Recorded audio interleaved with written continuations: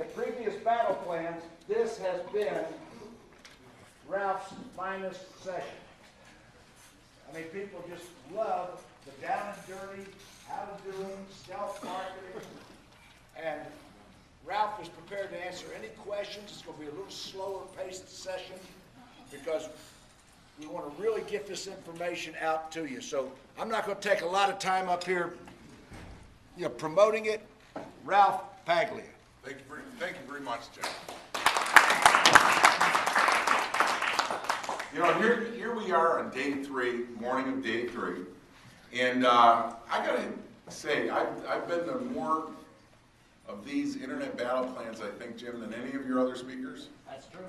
And I have to tell you, every time Jim just amazes me. He keeps doing a better and better job. Every internet battle plan seems like it's a little bit better than the one before it.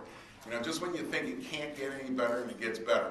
And this one has been fantastic, Jim. So my hat's off to you. Thank you very much. I appreciate constantly getting invited back. Thank you. Thank you.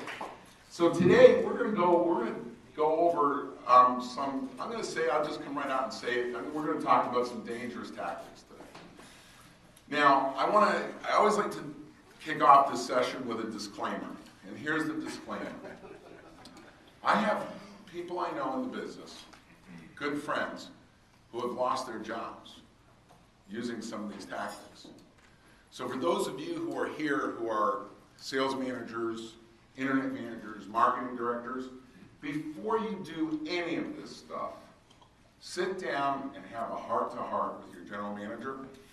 And the reason why I say that is in the car business, we tend to be a little bit boisterous. We tend to be proud.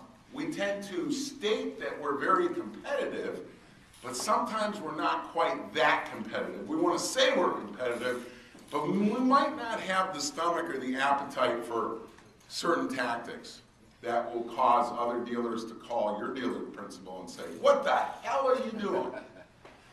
So I always like to start off with that statement. Now, by the same token, I'm going to share with you this morning some strategies and tactics that you should be aware of, even if you don't want to use this stuff yourself. Be aware that it can be done to you, so you can recognize it, and be the dealer that calls the other dealer whining, "What are you doing? You're stealing my customers."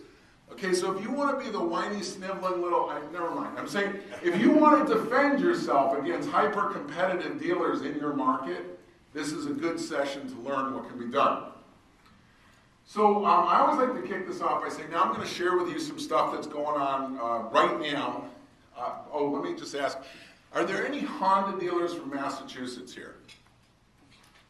You sure? Because I have to ask you to leave the room if you want.